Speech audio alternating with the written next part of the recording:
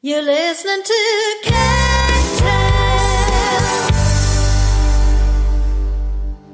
Hello and welcome to Cattails.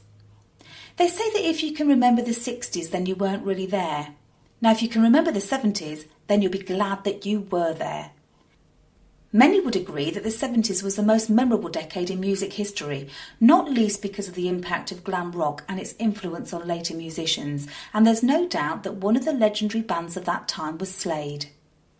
I was very lucky to be able to spend an afternoon with guitarist Dave Hill, who is no doubt one of the most genuine men in the music industry, and he's definitely still feeling the noise. This is the one with Dave Hill. I've got some questions for you, Dave. Shall I just fire away? Yeah, no laugh. Thank God for that. That's the easy part. Now, 3 years' time, it's a big anniversary, isn't it? I reckon it is, yeah. So, how does that feel? What's the secret of your success? Put it that way. I think if I knew that, we'd probably be managers or something. I don't think there was any secret. I just think, I don't know, I think, some people say, I want to be famous, or I want to be rich, or I want to be a lot of things. And you say a lot of things when you're young. But when I was young, and I was probably 14 or 15, the idea of being a famous pop star didn't come into it. It was more about a guitar, playing music with a mate on my estate, which is a council estate it was. And it was like, that was enough. And we weren't, I wouldn't say we didn't have dreams, but it was just like, you've got Elvis in the charts, you've got Buddy Holly in the charts, you've got country and western in the charts in those days, before rock came in. Yeah. And that's what we were listening to, and we were learning bits and bobs of songs, which were, you get a piece of music, sheet music, used to get it, and look up the chords, and that's what we did. So really there was no at-all plan. It was a bit like, and then I left school and I got a job. And in those days it was called a real job. Whereas being in a group wasn't a real job. And I went to work for a firm for 3 years, and I started to grow my hair, and the Beatles made it. And it was 1963, I think. And I said to me dad, I'd really like to go professional. I wasn't very good at this job. So I was given the opportunity. So in other words, I packed up the job. I was also doing very well. And I grew my hair, and the Beatles were in the charts. I'll tell you what, I couldn't think of a better time to grow.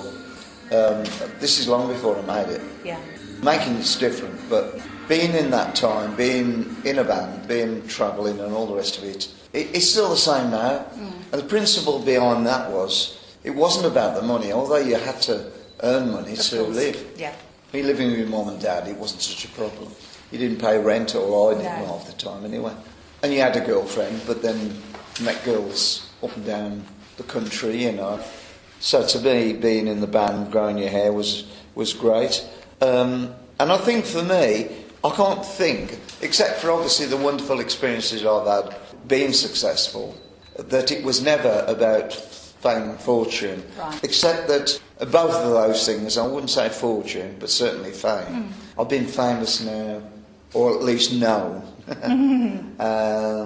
for as long as you just said. Yeah. And people say, what's it like being famous? And I don't really think about it, you see, because I get up in the morning, I go for a walk, I go and get the newspaper down the local newspaper shop, and I see people walking their dogs, and they all know me, but they ain't going to be bothering me. They just go, morning Dave, and they carry on, because they know I'm that guy, but it's still got a normal life. I don't live in the country somewhere or isolate myself. So I feel like just one of yourselves, really, in the sense that this is what I do, you're doing what you're doing, and you're taking photographs. Yeah. And I see there is no written document to state this is how it's going to be, you'll make it here and you'll do this. Because at the time that we grew, and the things that we were doing, it was all new. There wasn't even any coloured television when I first became successful. It was all black and white. So when I was first successful, colour just started to come in, which is perfect for me. Perfect for you and your clothes. Come on, your flamboyance. I think that's a very strong principle in the impact those things had. Yeah, sure. Because people were going, oh, this is like going to the cinema when you see films. Yes, yeah, you know? of course. Now I see these glitzy garments because everything from the 60s, Yeah. no matter what you wore, it was Yeah. it was black and white. Yeah, you know what I mean? everything was dull, wasn't You it? might have Yeah. you got a black jacket on, that Yeah. would be okay. If you got some silver trousers on, Yeah. that would be okay. But certain colour things, you know, and makeup and whatever, Yeah, sure. was meshed out with the black and white. Which in a way is a bit of an art form, black and white now, whereas opposed to colour and what we've got now with HD and everything is almost like too much ready quality and it's taken away probably some of the bit of a mystery about the kind of inflections of old pictures that actually created an art form, you know. Absolutely. Whereas we're into clarity now. Like, you know, you think, well, you know, every time Apple upgrades the iPhone or upgrades your thing, you think, well, how much better can it get than it actually is right now, you know? How much do I need to see? But the difference between the time of being in a group now and being in a group when I was is the actual, what you call, I've done my time. And acts now won't. So the get-rich-quick teams that we see, and the idea of getting on, I don't know, reality shows and X Factors, I know that it's entertainment and it can be amusing. It also can be quite damaging. That anybody that probably, you know, could be on a show like that might have potential talent, but actually might lose that show.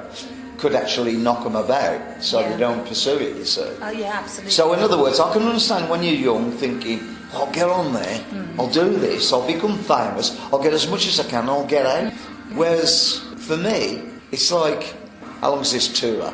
Well, it's been a lifetime, really. And I think I'm fortunate because I've had hit records when music meant more than anything else. You see, a lot of people don't think about that, but when people were buying vinyl and the ritual of all that, there wasn't Xboxes and there weren't lots of things to play with. Mostly it was make your own fun outdoors or buy records. And Elvis and Cliff Richard and the Shadows and all those people domineered the music field, and we all just got into that. And you fell in love with your first girl through music. You felt a part of something. There was a fashion, there was a whole thing. But now it's like, you know, you could be an individual and you could be in a put together band within 6 months, and you've got a modicum of talent and you might have a crack at something and you might actually score. You might. Yeah, it's like buying a ticket and say you can win that car for £1. Yeah, well, you might, but then again, it's not like working for it. So. No. So, in your time then, when you really made it big then, let's go back to the time when, you know, it's black and white, colour TV comes in, gives you the opportunity for all this flamboyance and everything, and you grabbed it, didn't you? Yeah, I did, yeah. What sort of motivated you? Because at the time, yes, there was glam rock coming in and it was all, you know, started to colour up, as it were, but you kind of a bit of a trailblazer there. Yeah, well, I think there was a lot going on with me before I made it, so I was experimenting anyway, and I used to fiddle around with clothes at home. Only because what I'd learnt from playing pubs and things is that when you went on stage, you had to look different from the people who were actually in there. You know, the guy who was in the audience or the girl who was in the audience had something to look at and something to be amused by, as well as playing serious stuff. And I used to experiment with a reaction. And what I termed as, I used to try costumes out. I used to walk through town or go in Woolworths, see if anybody looked at me and give me the impression, oh, this might work, you know. And I do things like that. When I wore something on stage, it all started, funny enough, with a girl's blouse. I know that sounds weird. It's just I was in a shop and there was this yellowy, shiny blouse, got a big bow in it, you see. And I was looking at it thinking, but that looked really good on stage, you know, but I know it's a girl's blouse. So I just bought it. And then I put it on in the dressing room, and nobody could believe I was going to wear it. So I said, I just love the colour, so I've got this shiny thing on. I went on stage, and I got those people sort of smiling, and there was a reaction.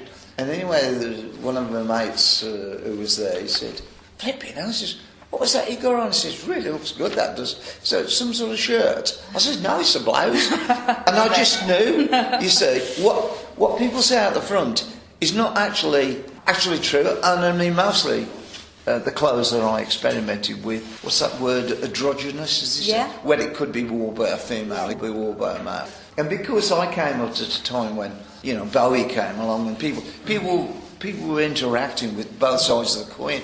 I mean, Mark Bolan was a classic example of a really great-looking pop star that got curly hair, and it could be a female in one way. It was a mixture. And Mark was quite an influence on me because he was happening before me, and him and Mickey Finn were making wonderful pictures, you know. And his little starry bits was all very post-hippie, cosmic. It was very much a time of, you know, when we all went through that period with the Beatles where it was, you know, so everybody loving each other, and it was all flower power, and it all come from that, you see, because we'd been through that. But the idea of flower power was a great idea, except the drugs ruined it.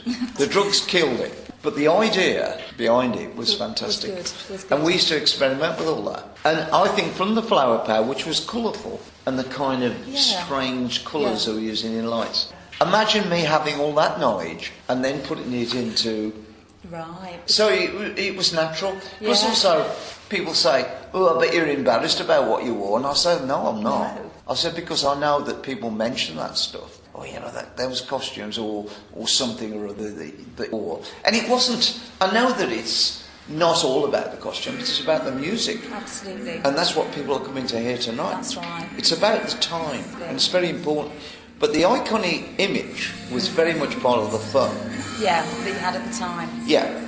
So it is all about... I mean, I met one of Bucks Fizz. Do you know? I don't know if you remember Bucks Fizz, but there's a girl called Jay in them. And she said to me, she said, I know you were famous and all that. She said, but I was 11 years of age, and the reason I tuned in to watch Top of the Pops when you were on was to see what you were every time. About. And it was just part of the deal, you know. Yeah, sure. It's like watching Fred Astaire in his new movie, waiting for him to do a new dance. Well, that's right. You'd feel cheated if you didn't get it, wouldn't you? Yeah, you would. If you don't tap, it's not Fred Astaire. Because you're waiting for him to sing or tap or do something, or dance with Ginger Rogers. Because that was the time. And it's not that it's just cooked up in 5 minutes. No. A lot of the things I wore were thought about. Of course. In fact, I had 2 people working for me as well. Wow. And I used to give them ideas. Did you? Yeah, well, I went to Japan and I said I want something like a Japanese glam-rock kimono. So they did me one. Wow. And it worked. Terrific. It was just like, I'm going there. Yeah. How can we be a little bit Japanese, but make it glamour? Yeah, absolutely. So I went to Tokyo and I was wearing this strange looking. It might not be termed as a commando, but it was an idea. But it was, a nod to it. Yeah, and I used to get this buzz, you know. I used to go to London. Because I was living with Mum and Dad when I had at least well into my first couple of number ones. I was still there. Yeah, sure. And then I used to go to London. I used to go to Kensington Market. And funny enough, Freddie Mercury was working in there, selling T-shirts. Brilliant. Yeah, I didn't know him, but he was in there. Right. And there were people like Freddie in there, very creative, very arty. I used to go there and I used to get all these kind of ideas, you know. I used to say, oh, black long leather coat you got there, can you make that in silver? Oh, yeah. For you, we can make anything. And terrific. Yeah, I think that'll look really good. And there was this guy, he used to have these platform shoes with one platform on them. And I was looking at him thinking, could you put 2 on there? And the rest is history. That's how it started. How you managed to walk in those things. And then 4. and then to the point where I couldn't walk. Oh, yeah, absolutely. You know, suddenly like, my God, you know. Is it true that you said to Jim Lee, you write them, I'll sell them? Is that true a true story. quote? Is that a true quote? So well, I used to go into Top's Pop's dressing room. It was not dissimilar to this sort of dressing room, right? So there'd be a toilet over there, and I used to go in there. And the toilet probably had mirrors in, and I used to put all the stuff on. And nobody knew what I was going to wear, a bit like, you know, jumping out the cracker, you know, cracker bomb. Excellent. And I used to be in there, and they're all waiting for me to come out. And my manager in particular, Chess Chandler, who's also been famous, right? It was always like, you know, what's he got? And then I come out, and they were this flipping heavy. Oh, yeah, well, my manager got it right away. He was amazing, man, you know, wasn't he? Jim would probably be a little bit more, you're not going to wear that, are you? Oh, yeah, I am. You know what I mean? It was a bit like that. And I just said to him that one day, I said, I'll tell you what, you write them and I'll sell them. And then I've become a bit of a thing. Brilliant. The point is, I'm playing on those records, on part of the music of those records. But, you know, there's a lot to be said for wrapping around a certain piece of chocolate, isn't there? Absolutely. You know, there's sometimes what draws you to actually look what's inside. The thing with the music, if it wasn't good, no amount of good packaging will sell it. We know that. Top of the Pops can sell something, right? If you're bad on Top of the Pops, it can drop, right? But there's one thing you can't lie about is radio. When your record's played, it's got to be good. That's right. And ours were. Yeah. And I'm very proud of our songs because there's not one of them that I'm embarrassed about. And every one I play, now I've been doing it 40 odd years, is that I know in myself what it's all about. Of course. In a sense of memories and a special time, and a time when most people that know this time know that people now are not having that sort of time. Absolutely. And they know that. Yeah. Because they'll go, some people might say, there's a lot of rubbish about. Well, there's always been a lot of rubbish about. Yeah. But there is some good stuff about. You've got people like Adele, that come along and wipe the floor. Yeah. Every so often it's quite encouraging. And then you get a lot of dross. You get a lot of that worked, let's try and get another version. And you're always going to get. And there's a lot of manipulative, money-making, money-spinning. And the nonsense that goes on in some of those reality shows, as if, sometimes it's more about the guests and the judges, and it's about who's arguing with who, and it becomes entertainment. So you might as well call it karaoke. That's what it's like, isn't it? Right. I mean, you might get somebody remarkable on there. I'm not saying you wouldn't. I mean, Susan Ball came out of nowhere. You probably look at her thinking, the extras. But the voice, you know what I mean? It wasn't about some glamour model, was it? But the thing is, true talent, and there's a lot of talented people in our country who will never make it, but they're not. There's some people not interested in making it. They're interested in playing down pubs, just enjoying doing that, but they don't want to get involved. I tell you, it was like that. Do you know Eva Cassidy? Yeah. Now, she used to play in this pub in America, and she got this flipping fantastic this voice. Natural voice that she got. And none of us had ever heard of her until she died. Until Teddy Wogan was playing one of the tracks. Yeah, that's right. Then suddenly it was like, how come we never heard of this girl? No. And I guess that from what I've read about her, she was never into the fame. And I think really sometimes, although I've been famous and enjoyed it, I can sort of understand that as well, in the sense that you can be complete or happy in yourself without the adulation, And I mean, albeit I can say that because I've already done it. Yeah. So somebody will be you've done it, Dave, so you can say that. But I can also view it in the sense of what fame's like, because there are times when fame is hard, really hard. So what kind of things would you... Well, one of the hardest aspects is that most people who've had a run like we did will reach a point where the audience starts to decline. Everybody, no matter who, goes through that. When something else comes along and there is a new breed of people taking that one on. So you say, for instance, you've got the 70s, then the 80s come along with a lot of keyboard people, a lot of sort of new romantics and this and that was going on, So, and then punk came along and sort of kicked it about, and it wasn't bad actually, some of that, Stranglers and people like that, some good stuff there, and it also made us think about things. But you can go through a period where it's all about this now, and there was a period where it was all about us. That's right. You know. So did that kind of hit hard? Was it like, we're losing it, and you don't know what the future's going to hold, and therefore it makes you feel vulnerable, or was it, actually I'm quite pleased? The only thing that makes you feel vulnerable is fear, and I think everybody can fear losing something, whether it's your house, your garden, or something, or I don't know. As people, we tend to clutch on to things and try and get secure with things, and it's not like I'm trying to say I've got the answers, but the more you try and hang on, the better you are to let go. And sometimes the letting go can create change.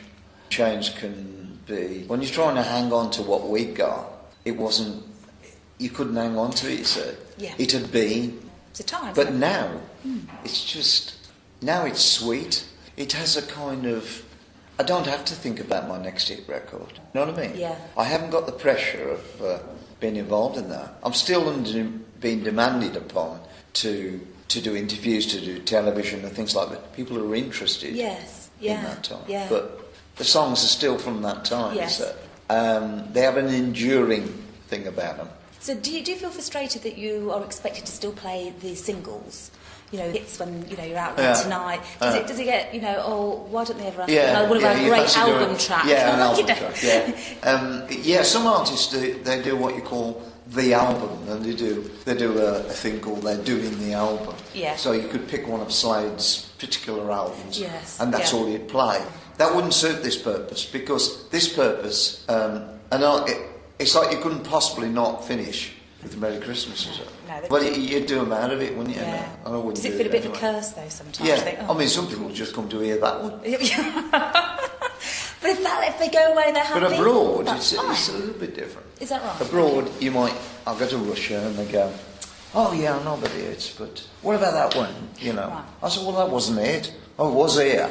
And they have odd tracks. Oh, right. And you think, we've never played it. Live, you know, because we don't normally do that one. Because that was a flop, you see. Yeah. That's why we don't do it. Yeah, But sure. in Russia it wasn't. See, abroad, it's not so fashion conscious as Britain. As Britain's into what's in, you know, the daily tabloids, or who's doing what, and who's doing so-and-so, you know, whatever is going on. Everything's so focused on dross in our country, you know. Yeah. Stuff appears in the papers abroad and it'll be something else. Yeah. And they don't seem to be so caught up in, if you're not currently in the papers, what are you? It's more about the past, you know, or... Yeah, so it's so different abroad, isn't it? Yeah, and it does take... I mean, years ago, you don't mind the pressure because you know that your last hit record's your last hit record, and when's the next one? And that's what it's like, and that's what it was like for 4 years. But it's different when you're sort of early 20s and going through that than being... But it was... I'm not saying I wouldn't like to do something new. The way things are sold now and the whole philosophy is not the same. No one... It's not like there's a gathering of people with their vinyl going around to each other's house and putting it on. No. And those little record players and all of what they used to use years ago. And they're all going, have you heard this one? Have you? Well, you've got to listen to the album because you'll get into it, man, and all that. You know, that's what it was like. Absolutely. Now it's a bit like, I mean, I've seen it with my son, you know. They'll go and they'll access an album, as you can download it, and they play 10 seconds from each track. And it's a bit like, how can you tell from 10 seconds of each track which one you like? It's just like, yeah. So it's all on that hook, isn't it? Yeah, 99p. Yeah. It's done. Yeah. Not several quid, but 99p. And it's a bit like really getting involved in what could really be what the artists are all about. And yet again, there are certain artists which do come out of this country, which do have, you know, people gets into the album. Yeah. I mean, what's his name? James Blunt, is it? He had a period where it's the album in it, you know. Was it Back to Bedlam, was it? When he became successful, I went to see him. And he'd gone from being a pub singer to a mega worldwide seller now. Yeah. And then you got Adele, who I'd never heard of. And you think, well, here's a person with this amazing voice. Yeah. But I'd never heard of her. Yeah. And then 21 comes out. I remember buying it thinking, this is pretty great. Yes. I never thought it was as good as this. Yeah. For years. So if you had to choose a Slade track, then one of your favourites, what would you say was the track you're most proud of? Probably one of the better songs is called How Does It Feel? And How Does It Feel was a theme track to a film which was called Slade in Flame. Great. It's a rather sort of mature track. And Alan Freeman, who was at that time doing a Saturday classic rock show, you know, Queen's album was out, and he said to us, he said, well, I've heard that How Does It Feel? He said, I'll be looking forward to the album. And we didn't follow it through to do an album like that. Right. Because we kind of were capable of taking it further, but we fell short on it. And other things happened. Because we were known for a certain kind of sound, a certain kind of singer, and then we'd done something like that, which wasn't one of our bigger hits. But I picked that as a song that doesn't date, like the Christmas song doesn't date. Because the lyrics look to the future in a way, and How Does It Feels like that. I'd picked that as a track I particularly like, and yet to understand Slade, you'd pick Come and Feel the Noise. That's what you'd do. Yeah. I'd pick that because that's what an overall theme of what it's about. Are you doing it this evening? And I'll do that, yeah. Yeah. So, I mean, they would do that because that was the most covered Slade song by other artists, you say. Oasis, quite right, in America had a number one. I mean, we didn't have a hit with it at all in America, but quite right. Well, America was a hard place to crack for you guys, wasn't it, really? It just didn't it was more cracking us than we were cracking it. Yeah. Do you feel cheated by that? Yeah. Yeah. I think something didn't seem right. And Elton John came to see us once. And he was sitting on the side of the stage, and he was just cracking it big time, and he was watching us. And he'd made it in America. Yeah. And he watched us. He said, I can't understand why you haven't made it in America. And I can only say that it was a struggle all the time. Every time we went, there was this kind of apprehension about whatever was big in England doesn't necessarily equate to America. Right, okay. And also, I think we might have been a bit before our time there. In the audience was Kiss, and they weren't known then. But they were watching us. And I know they speak openly about us, Gene Simmons talks about us kindly. But bands that actually been made it later were in the audience at that time. Well, you see, you've influenced an awful lot of bands, haven't you? Oasis, The Clash, No doubt, You know, what do you think they've actually picked up? Is it different elements for each different band? You know, you've just mentioned Kiss there.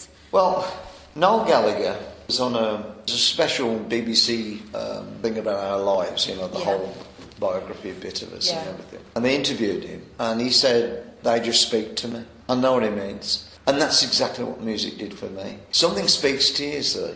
And I think we spoke to people, really. Right. It's a good line, because it wasn't about a study of it. It was about, does it do anything for me? Yeah. How do I react? And I think with us, we seem to, I mean, when you think of East Bloc countries like Russia, who don't speak English necessarily, but we obviously spoke big time to them because they love the sound of us, but they love the image. Yeah. So it speaks to people, and I think that's a good example, because it's not like you're sitting around thinking how we're going to sell records or what do you think everybody will like. When you're doing what we did, we were playing some extraordinarily odd material before we made it. And it certainly wasn't focused, except it was what we wanted to do. But our manager, Chas Chandler, spotted us and saw the potential as being so different. Because of the elements within the group, he said. Sure. And a lot of people couldn't see it at the time, but he did. And he worked on it with us. It takes a talent to do that, doesn't it, really? And we didn't write any songs then. Are you enjoying it more now, though, with that kind of post-time where you're... Can be, because, see, can't take it away. I'll give you an example. Shirley Bassey. Right? Now, Shirley Bassey is a great talent. Katie Tunstall wrote her a song. Gary Barlow wrote one. Right? What I mean from this is that Gary Barlow was nervous about sending the song with him singing it.